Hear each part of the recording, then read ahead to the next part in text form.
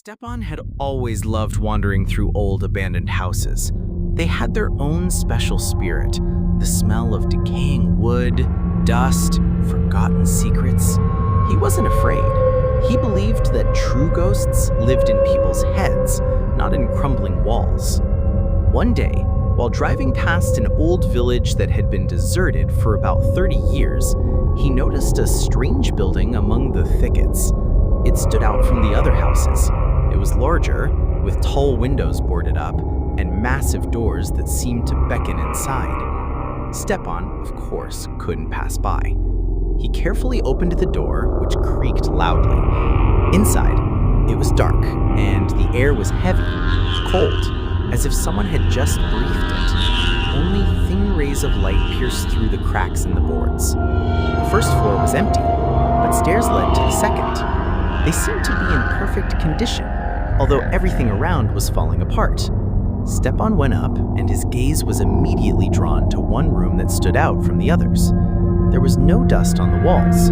Furniture covered with white sheets stood everywhere, and an old rug lay on the floor. Stepan went to the window, but when he turned around, he saw something that sent a chill down his spine.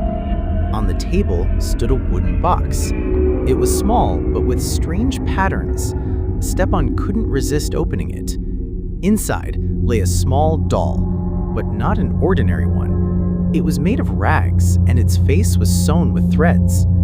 Stepan snorted dismissively, but as he was about to close the box, the doll seemed to stir. He thought it was his imagination, but at that very moment, he heard a soft whisper coming from everywhere. "Found me. Found." Stepan, terrified, dropped the doll on the floor and ran out of the room.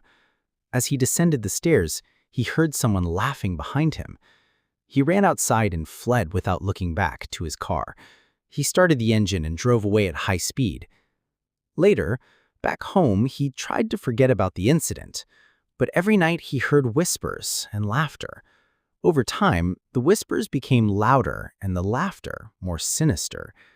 One night, he woke up feeling someone touch him. He opened his eyes and saw the same doll sitting on the edge of his bed. Its thread eyes gleamed in the darkness, and its stitched lips stretched into a malevolent smile. "I told you you'd find me," it whispered, and Stepan felt his heart stop in terror.